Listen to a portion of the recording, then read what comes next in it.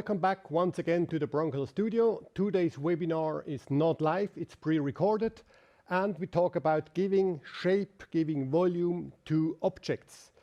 The first object is flat. It's a piece of a tree trunk, but highly textured. So I would like to talk about light and how we can make the texture of the chainsaw visible on the surface. In the second part of the webinar, we talk about giving shape and volume to a three-dimensional object. We use this head for this. And in the last part, we talk about light shaping for shiny objects. And the shiny objects here are represented by the spoon. I don't have the fork and the knife with me because that's definitely the most difficult object with all the highly reflective surface with all the shapes in different directions. So if we manage the spoon, if we can shape the spoon correctly, everything else is more or less free and more simple. Right. So these are the three parts of today's webinar: tree trunk, flat surface, then light shaping for bodies, three-dimensional matte objects, and last but not least, light shaping for highly reflective objects. In between the three parts, I will always show you some additional examples from earlier productions, that you do not only see this kind of academic examples, but as well real-life applications. All right, so let's start with the tree trunk. Obviously, if I would like to work out the texture of a flat surface, I, of course, work with a hard light shaper. Hard light shaper means that we have to work with a small light shaper. In this situation, it's nothing else than just a bare bulb. So there's not even a normal reflector on the lamp head. It's just the flash tube or the protecting glass that I use as a light source in this situation. When I flip over to the second camera, you can see maybe better the position of this light. So it's very, very low, just a few degrees above the surface of my tree trunk. And this low angle, of course, should show as much as possible of the texture. The camera is coming vertically down. I shoot at f11 when I'm right. Yes, I'm shooting at f11. F11, it's a macro lens. It's a 120 meter, not 120 meter, but 120 millimeter macro lens mounted here on my medium format camera. All right, so let's have a first look at this light. For this, I'm going to share my capture software with you, and we take a first shot. Okay, and this already kind of looks promising. Yes, there's a lot going on, but if we zoom in, or if I zoom in here, we actually see, yes, there is a lot of texture, but it's in very low contrast. And of course, if you would like to work out the texture more dominantly, we have to increase the contrast. Now, why do I not have any contrast here? For this, again, we have to look at the entire set. The light angle is very, very low. So if light hits the surface on a very low angle, there's not actually a lot of light hitting the surface itself. So we need a very high light output to have a correct exposure. But the problem is that in all other directions, down to the floor, up to the ceiling, to the grayish and white walls in my studio, there's a lot of light emitted in other directions, because that's a completely uncontrolled light. And of course, this light indirectly comes back to my object. And this is like sometimes a welcome fill-in. In this situation, it's just a contrast destroying fill-in, which is not really wanted. What can I do? If I had a normal reflector mounted, I could already, let's say, increase the quality and the contrast by putting grids on. Talking about grids, make sure that you don't miss on the webinar, especially about honeycomb grids. This comes later in summer. In a couple of weeks, I will talk about grids for paras, grids for normal reflectors, grids for softboxes, which is very interesting. So if you're interested in how you can increase the quality of your photography using grids, tune into the webinar later this summer. Okay, but of course, there are no grids for a bare bulb, but light falls off with the square of the distance. So if I have the same distance, let's say from the light source to the object, as from the light source to this wall, of course there's a huge amount of light coming back from the wall. But if I get closer with the light to the object, the direct light on my tree trunk becomes much more important than any indirect light. So I can, in a way, control these unwanted reflections, these unwanted indirect reflections, by working over a shorter distance. I do this quite extreme now, adjust the angle that we still have this very low angle. Shoot it again, but before I shoot it, of course, I have to reduce the aperture, or I leave the aperture, but I have to reduce the power a lot. I give it just a guess. I put it down, let's say 3.5 stops. Half stop, 1, 2, 3, and from there I just give it a try. Okay, back to sharing the screen with you and shooting again. Right, okay, wonderful. Good, so that's actually quite impressive, even when I knew what was going to happen. So that we really, with nothing else than the distance, we could dramatically increase the contrast. However, we have a slightly different problem here, and it's not even anymore. Before, when the light was far away, it was very even from the right to the left.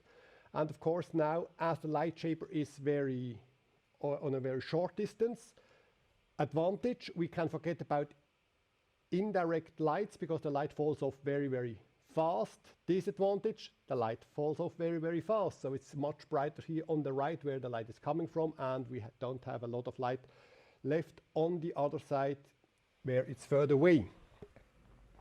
Okay, so we can do a lot with bare bulbs, but in the end, it's still not 100% controllable. And I would like to show a different technique now for this, using softboxes. And this sounds ironic a little bit, that I want to create a very hard, high contrast light using softboxes, but actually it's the best solution. So I just go a little bit further away, a little higher with the lights, and I quickly go to grab the softbox. I forgot to take it.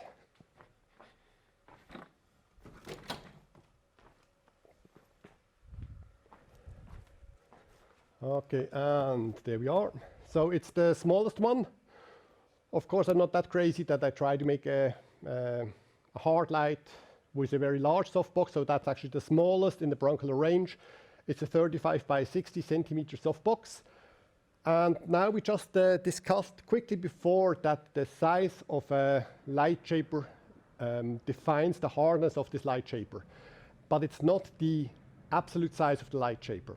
So if you have, let's say, a softbox far away, it just appears very, very small as seen from the object or as seen from the model. Let's say you are the models. But if you bring the light shaper closer, it appears bigger. And it is this subjective size of the light shaper that defines the hardness of the light. So, of course, the absolute size matters, the distance matters, but as well the angle matters. So if you tilt the softbox, it becomes like a strip light. And by tilting a softbox, as seen from the object, it makes the light source smaller. And this makes the light harder. So in the end, the light of a softbox is only soft in the center area. The edges of a softbox are hard. And that's what I'm going to use to illuminate my tree trunk now. So the softbox goes on. Like this, it will be flat, right? Maybe I switch the camera again so it's easier for you to understand. All right, so like this, it's rather flat. You have the same perspective as the tree trunk in the end. And now I'm going to tilt it very, very high up, almost like horizontally. Now, of course, it's not hitting my tree trunk at all anymore. So I have to take it down, down, down, down, down. Now, with all the lights in the studio that I need for the recording, it's quite difficult to guess. I can give myself a little bit more modeling light to see better what I'm doing. Okay, something like this could make sense. All right. Good start. Probably have to fine-tune it later on. So modeling light back. Of course, this technique destroys a lot of light again. And yeah, let's try this.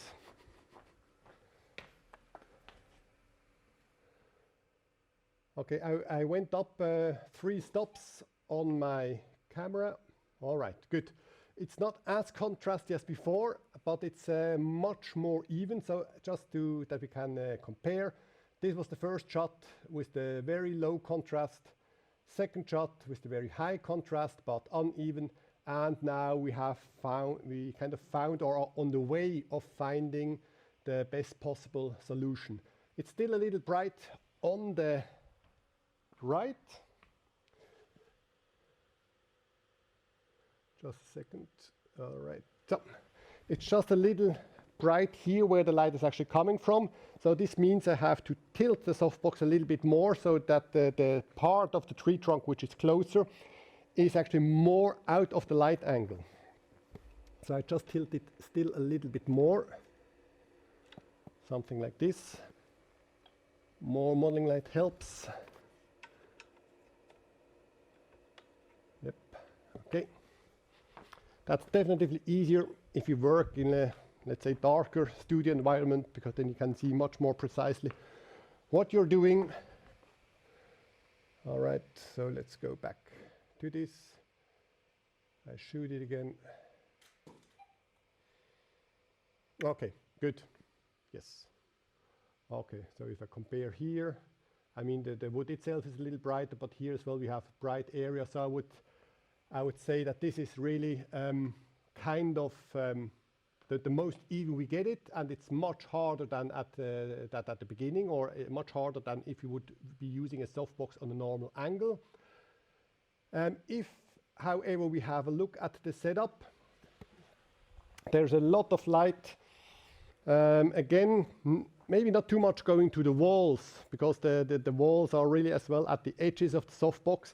But there is, of course, a lot of light hitting the ceiling, and yeah, of course, this light again fills in my shadows a little bit. So it would definitely be a good idea to have something black close by and just cover most of the light. You don't have to be afraid to have this flag here, because the light actually hits or travels that way.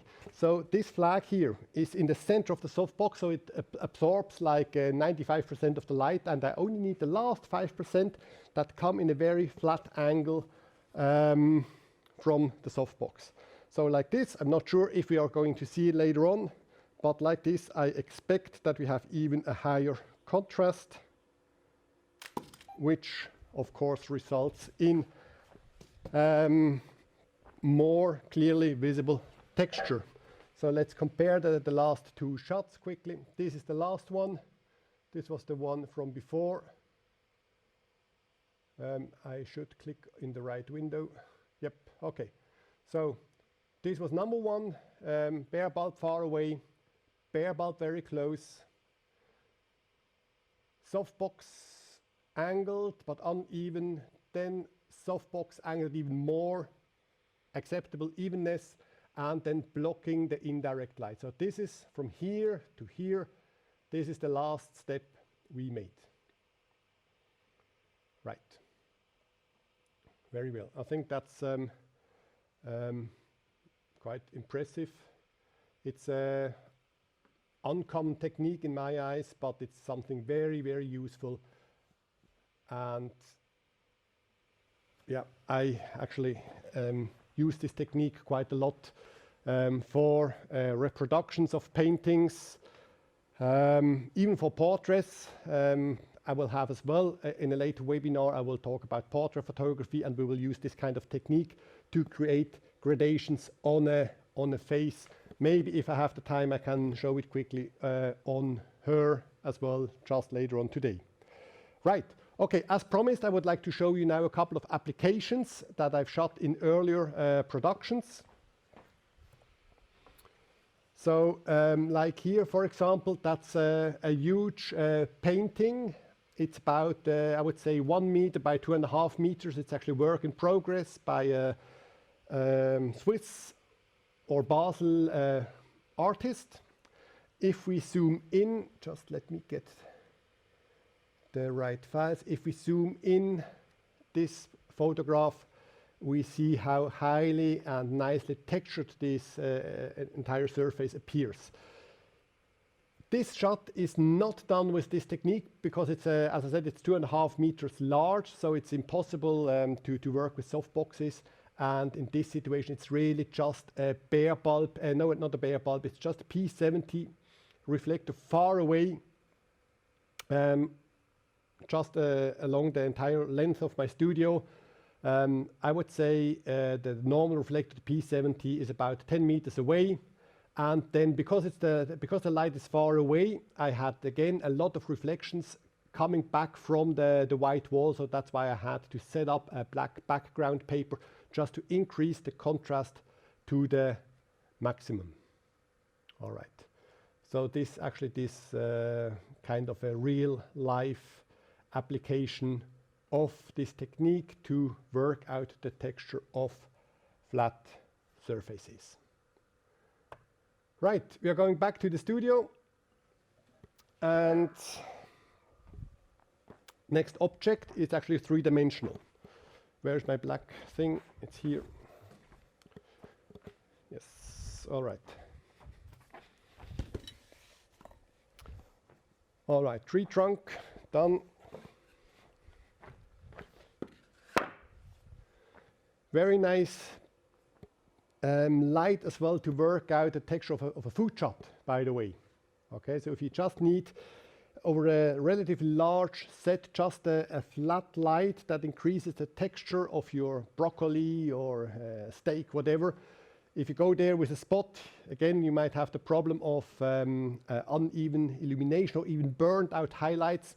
A softbox is less aggressive, and with playing with the angle, you can adjust the hardness of the light, and you have a very precise tool to illuminate your set very, very evenly. All right, so I continue working with the same softbox. Just bring it a little higher that it makes more sense for this improvised kind of portrait. So somewhere around here. Chair and model on top of it. Then camera. Still work with the 120mm lens. Hoppa. Almost. Still a little high, I guess. All right. Okay, I shoot it landscape because I'm mainly interested in the contrast from the right to the left. Nevertheless, full head. Okay, good. Test. No, it's going to be too dark. Maybe not, because now the softbox is again straight on. It's a little low.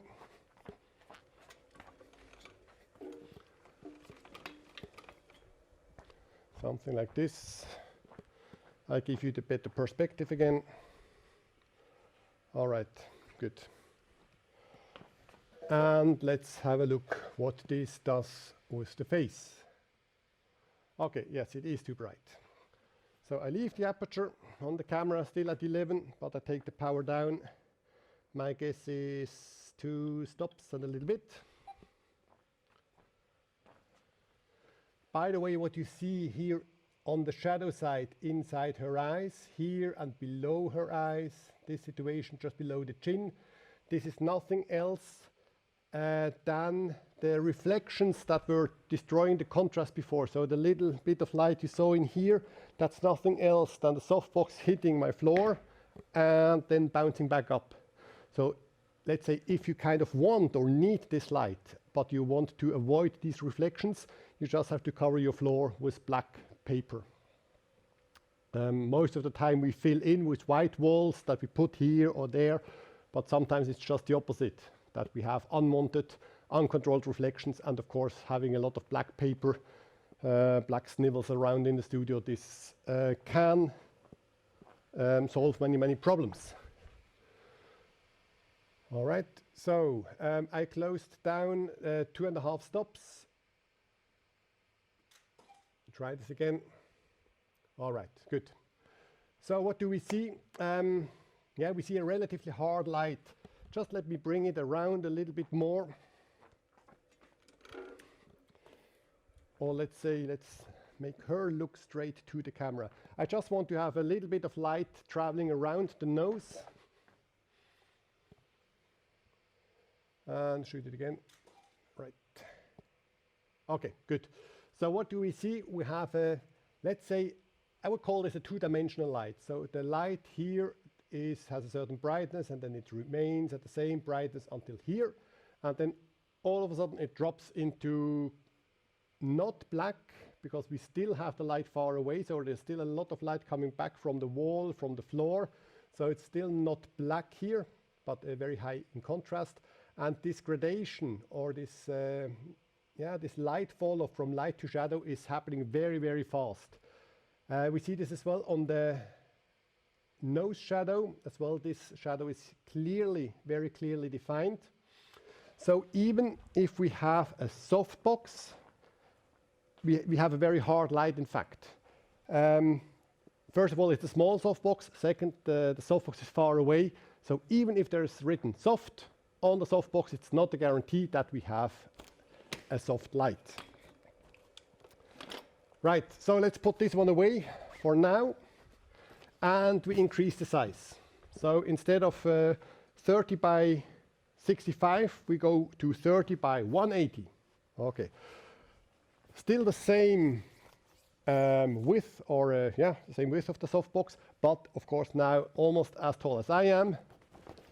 So we expect, as it's a larger light shaper, we expect in the end as well a softer light. I leave it at the same distance.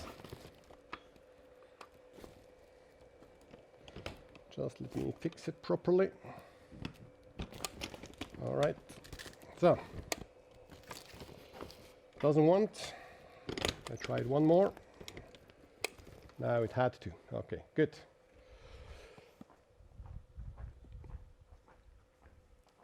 Check. And going back to Hasselblad. So this was the 35 by 60, and that's the new one. It's not in the same position, sorry for that.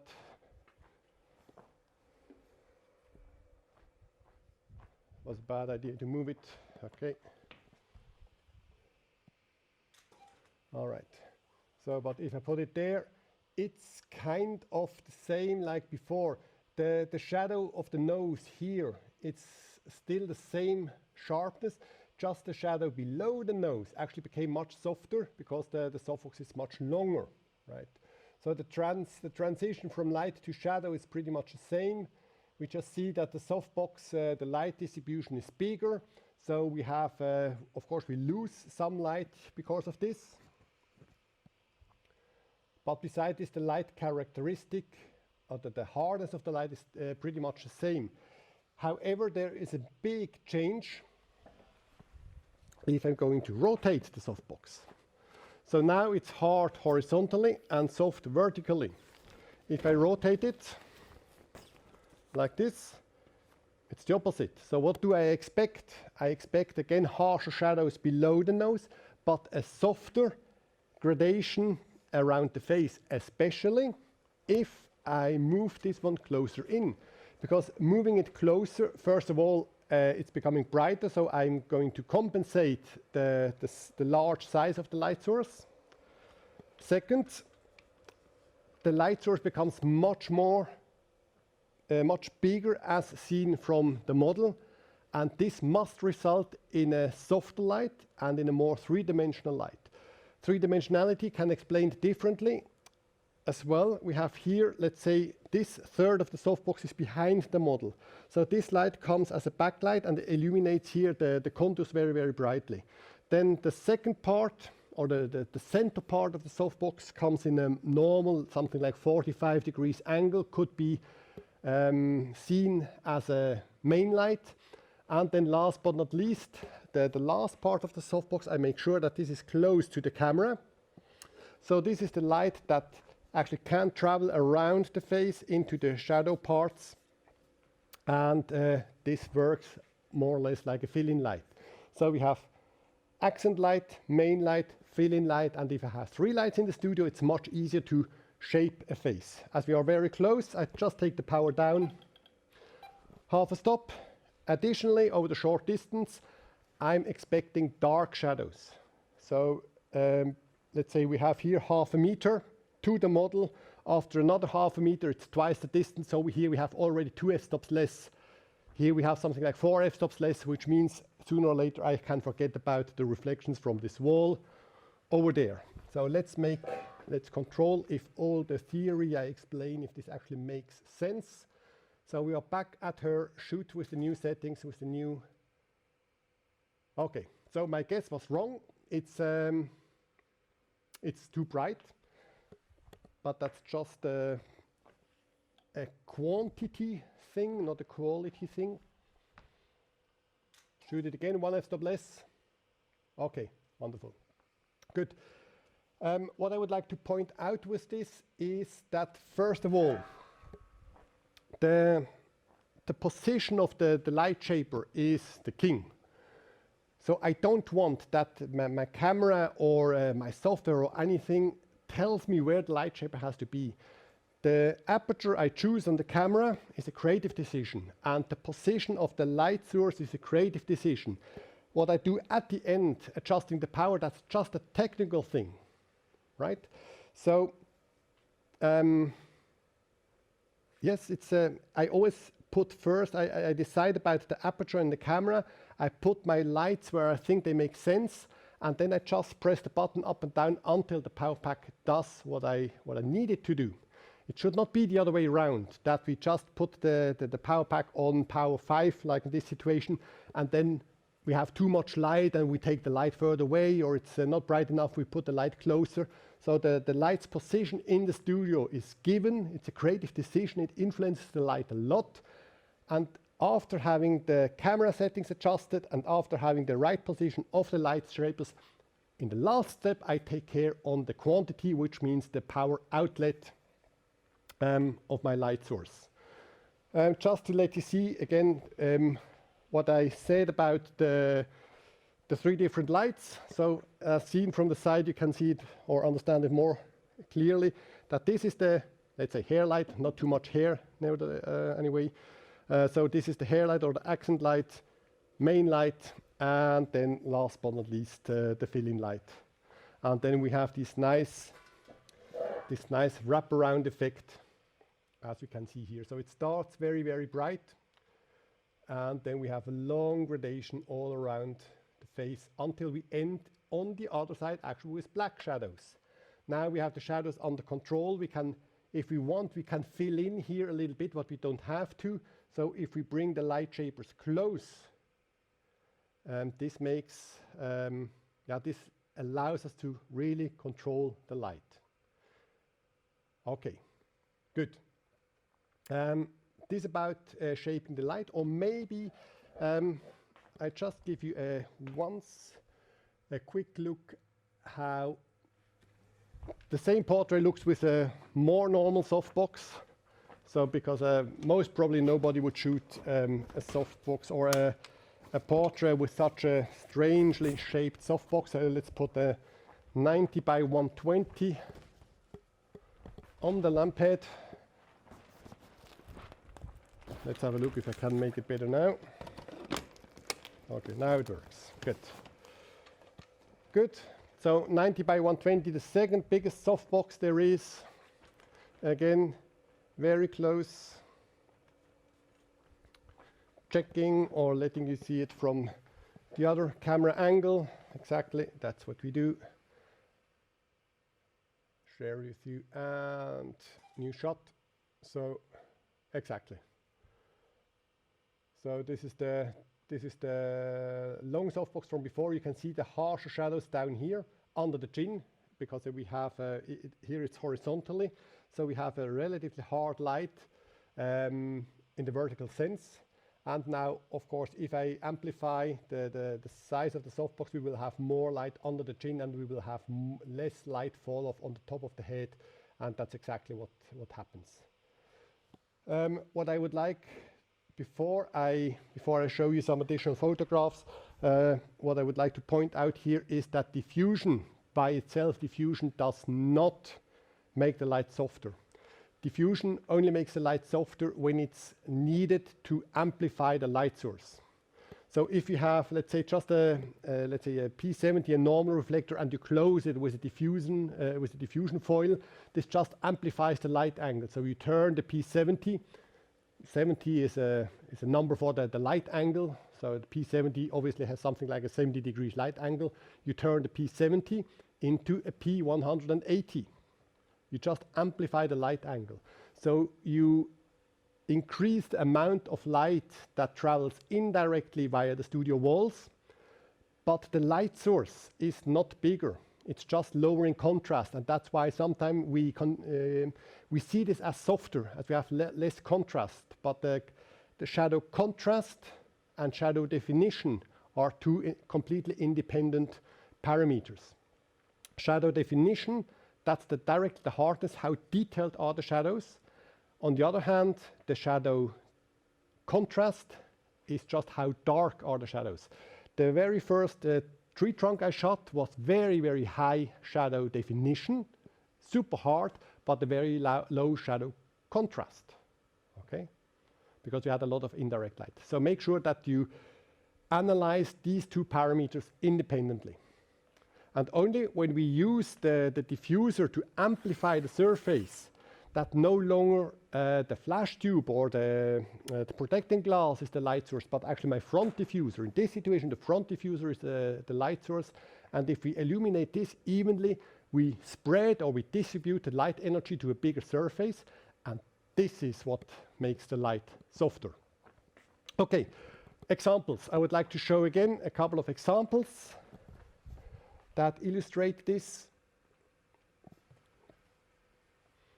So that's the one we have seen before, and now we are going here. So this is a single softbox over a very, very short distance.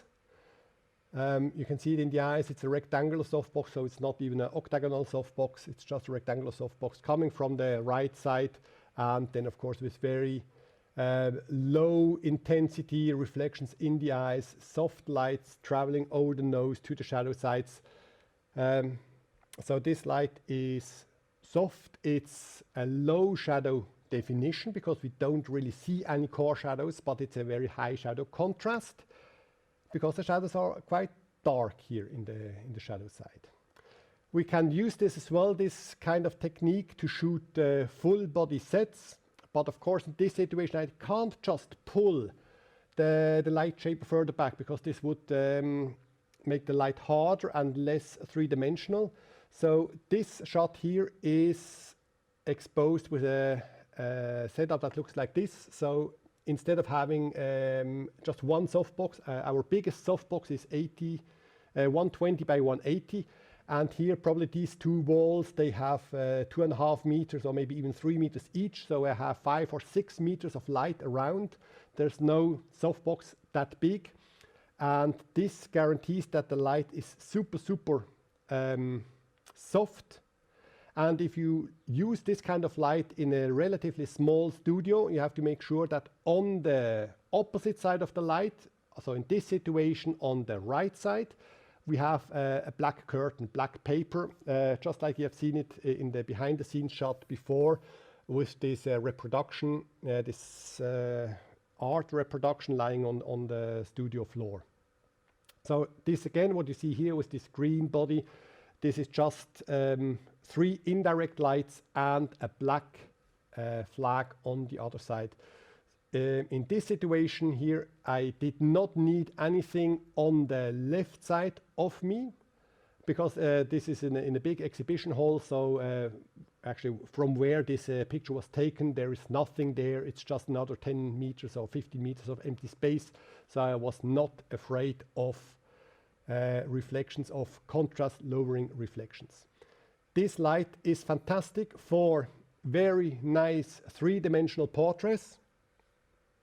It's very unaggressive, works perfectly if somebody has glasses on or lenses, or not in this situation, but if you have to shoot somebody without a lot of makeup, because it reduces the shine of the skin a lot. At the same time, you can shoot a close-up portrait like this, and just a second later you can shoot the same person as a full body shot. And this kind of soft lights, but high in contrast, this is a light that sculptures a body perfectly, like here this very strong body of a dancer of the Basel Ballet. Right, okay, then I don't want to show this now because I don't have the time, but if we start angling softboxes, let me illustrate it very quickly with a softbox. So if you're not going straight onto the person with a softbox like this, you're the photographers now, but if we angle the softbox in such a way that, let's say, the ears of the model are behind this plane. Of course, there's no light behind the softbox because the softbox has a limited light angle of 180 degrees. So if you position it in a way that the contours of the face are behind the softbox, we can expect here a gradation.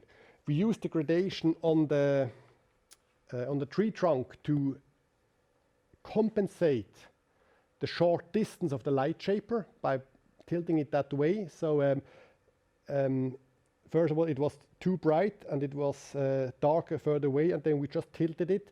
And so we used the light fall off if you get closer to the edges of the softbox to compensate the uneven illumination.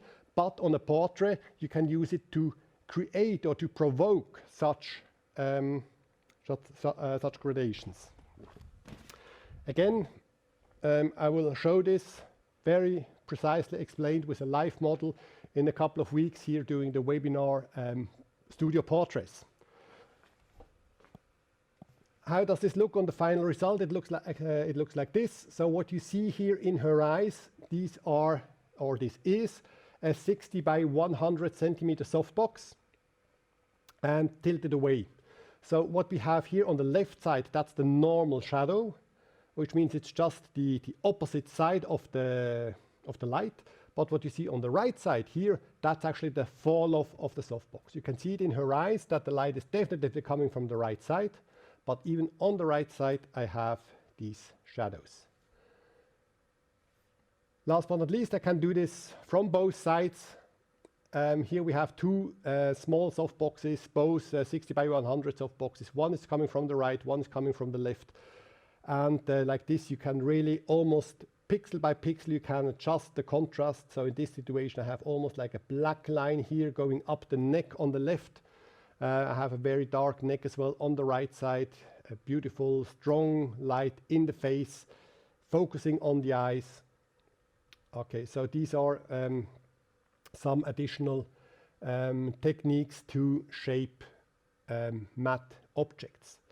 However, we have seen that if a light source goes straight onto a matte surface, like this detail from a Broncolor Scoro Power Pack, the shape of the Broncolor plug, where you plug in the light, or as well the the shape, the round, the three-dimensionality of the top of the power pack, it's actually for free. So if you work over a short distance with a soft light, matte objects show gradations, I would say, for free. They just appear if you put the light, of course not behind the camera, then everything's completely flat. But if you work with more or less aggressive angles, matte objects are shaped automatically. It's a different story if we go towards shiny objects. So in this situation, we can see the reflection here of what was it, a 30 by 120 softbox. It's absolutely sharply edged. Okay, so there are no gradations. Either it reflects, then it's white, or it does not reflect, then it's black, but there are no gradations. The same light source here on the matte surface already creates gradations. So it turns black, then it fades into grayish a little bit. So that's what I mentioned before, that soft lights on matte surfaces create gradations for free. However, on shiny objects, like here the viewer of the helmet, there, if we work with direct light, even if it's a soft light, like here, a 30 by 120 softbox, here the reflections are not for free. And this makes us switching over to the last set from today, and this would be the shiny objects represented by a spoon. All right, let's put this here, put her away. Right.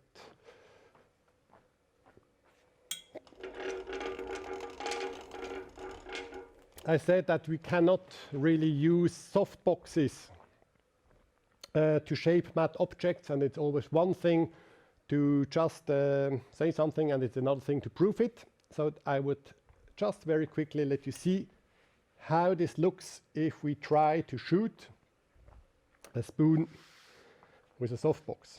Of course, it's a reflective object, so I use a backlight.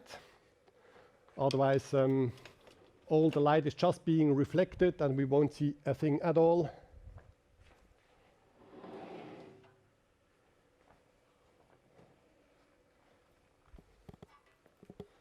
All right. Still 120 millimeter lens on it.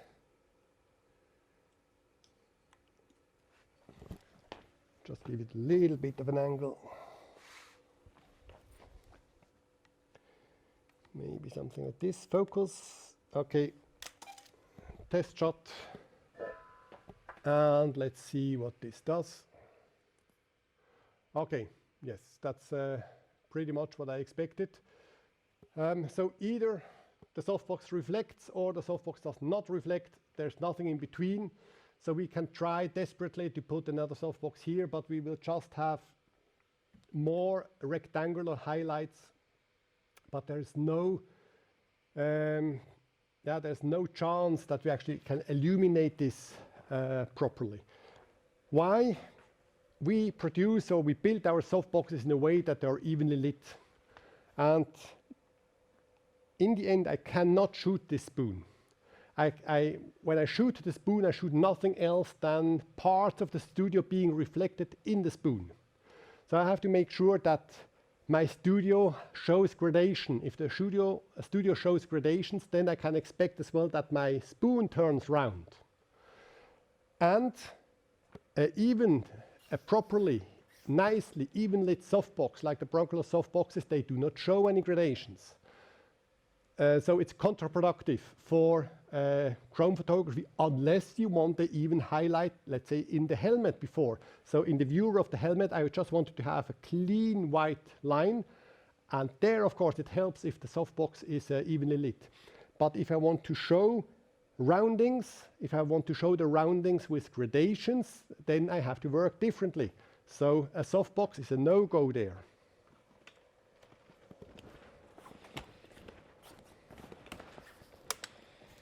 Right. I could go back to work with a P70, just let me grab a P70 quickly.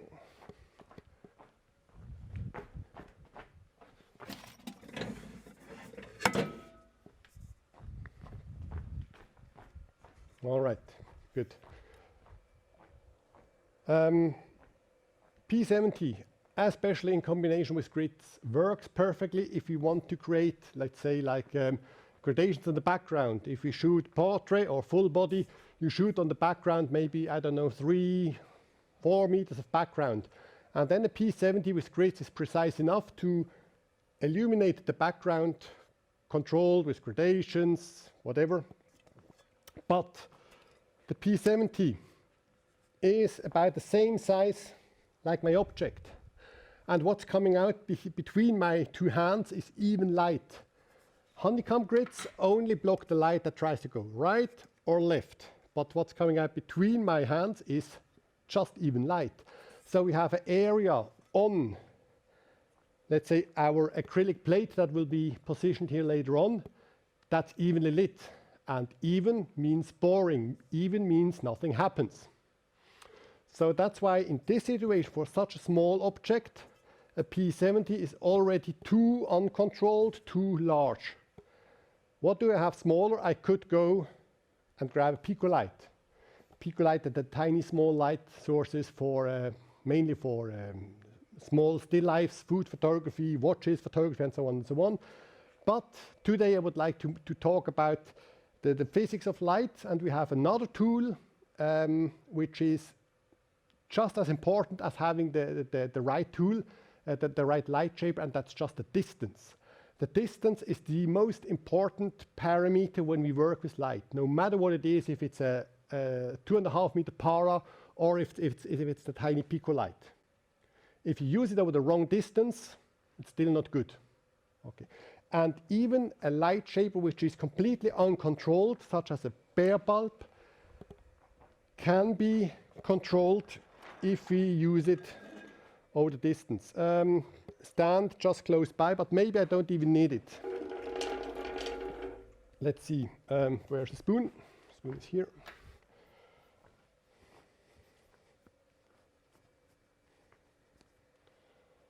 All right, how did I put it? Kind of. Right, okay, good. So no softbox, but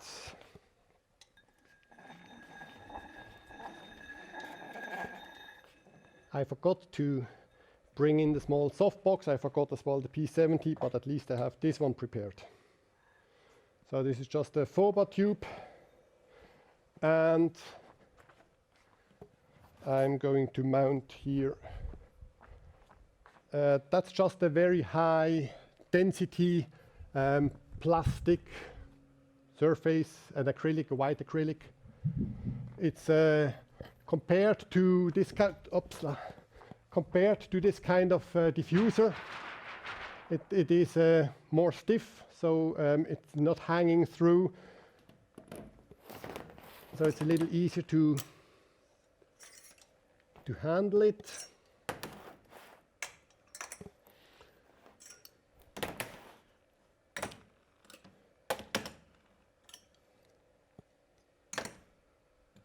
All right. And then I just push it or pull it over the camera as much as possible. This is more than I put it the other way around. I have here, was a mistake, I have here the tube below the acrylic. Of course, it makes more sense to have the acrylic below the tube, because these are two maybe important centimeters that I'm losing.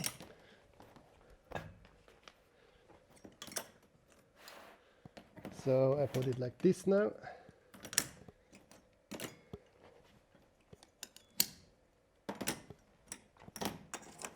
All right.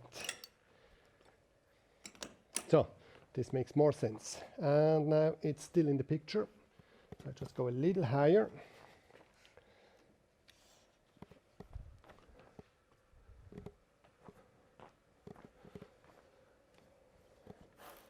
All right, so maybe it's time to adjust this camera here.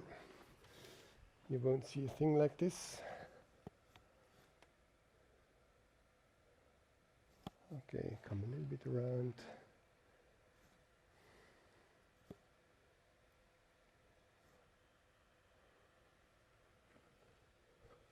All right, good. I hope it's still kind of sharp. Yeah. All right, good. Yes, camera is in the picture. Okay, good. So if I backlight it now again with my softbox, I don't really win anything at all. I'm just amplifying the light source, because my light source is now closer. It's kind of the same size like the softbox itself, but it's short on a short distance. So we'll have larger reflections. And I just lost connection to the camera. Let's plug this back in again. Hope that my baby starts up again real fast.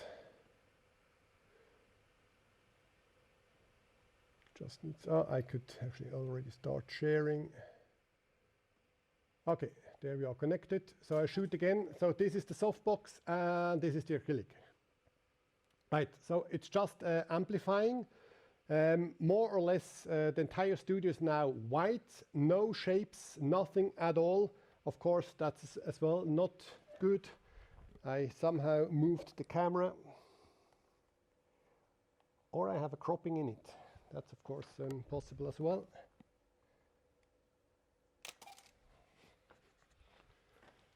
Yeah, I think I have a cropping.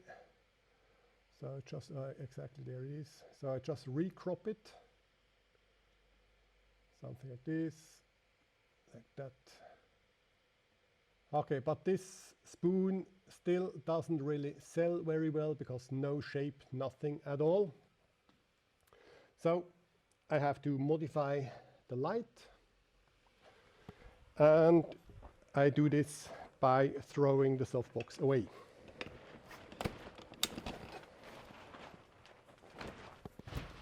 When I'm lucky, I don't even need a stand. When I'm unlucky, stand is close by. So, and now this light just comes here on the floor. Power, of course, will change them dramatically. Yes, it's on the right spot. So I take it down, let's say at least 3 stops, 1, 2, 3. I guess it's still very, very bright, but let's try it first. All right, so wrong window here. Okay, so this is the bare bulb hidden behind my acrylic. Good, not too bad, this guess was 2 f-stops down. And I would like to show you now the importance of distances. Again, so this is actually the shortest possible, almost. Let's go to extreme. Let's push it all the way. Now it's touching the acrylic. So let's see what it does in this situation. So that's the highest possible contrast. Okay, the only thing that I can do to increase the contrast now is covering my floor black. Of course, there will be some reflections here from the floor back to my acrylic. And if I really want to increase the contrast even more, it would be a good idea to cover the floor. I don't think that it makes too much of a difference today. But what is very important is the distance. So I pull it further back, just let's say 40 centimeters. 40 centimeters demands more light. I gave it 2 steps more, and I shoot it again. All right, so this is the shortest possible distance, and that's 40 centimeters further away. Right, okay, that's quite dominant what's happening with just these few centimeters. So distance, once again, distance is the most important tool in light shaping. Of course, this is better than the last one. So I bring it closer in. Let's say somewhere in between, somewhere around here. Power as well, somewhere in between. So now the power is on 3. So very low power setting. Shoot it again. Okay, and now maybe it's time for light metering a little bit more precisely. So if I go here, if I read the RGB values on the lower left side of the window, you see it's RGB red 239, green 237, blue 237. So first of all, we are very, very neutral, and we are not burnt. We have nice details there in the white. We start burning. Of course, the file goes all the way up to 255, and all the way up to 240. I'm absolutely on the safe side.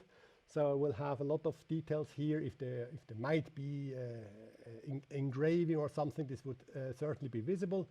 On the other side, I have just around 200, 122, something like that. So it would be nice if I had a little bit more contrast. And this little bit more contrast, of course, means nothing else than going a little closer with my light. So I bring it a little closer, zuck, and now the backlight would be burnt. So I take it down, I guess 4/10 of an f-stop. And with these fine adjustments, you can optimize your light to any shape you need. Shoot this again with just a little shorter distance. You just see that I just increased the contrast, so that the back of the spoon remained the same, but I just increased the contrast a little bit to the front. So on the back we still have, now we have 255 now in the back, so could be slightly over. However, here it looks, on this side it looks perfect, and on the other side we have a 106. So I just go down with the power another third of an f-stop. Okay, just a 255 is never a really good idea. 1/3 of an f-stop down. Of course, everything turns darker, and here we are at the 221. This is the background already. 240 something, 220. Okay, that's absolutely nice. And in the front, now we are far below 100. So that's a nice three-dimensional object, nicely shaped. Okay, of course, we could go on like this forever, like additional lights. And if we add additional lights from the front, this could affect here the acrylic. Then we could go for double exposures, blah, blah, blah. So it could be an entire webinar just about highly shiny surfaces. If you're really interested in a complete shot of this silver cutlery, just go to the Broncolor channel and check out the how-to. I think it's the very first how-to we ever produced together with Carl Taylor.